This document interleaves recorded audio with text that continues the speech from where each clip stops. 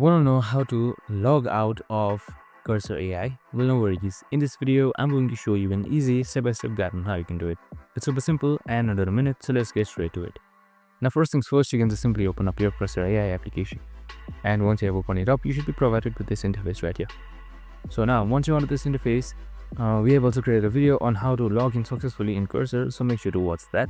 Now, logging out, you can do it from your web browser or your application. So in this video, I'm going to show you from my application itself. So on the top right side, you should be seeing something known as your Cursor settings with this gear icon right here, just simply like that.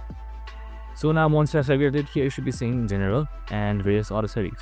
So you need to ignore all of this and just scroll all the way to the bottom.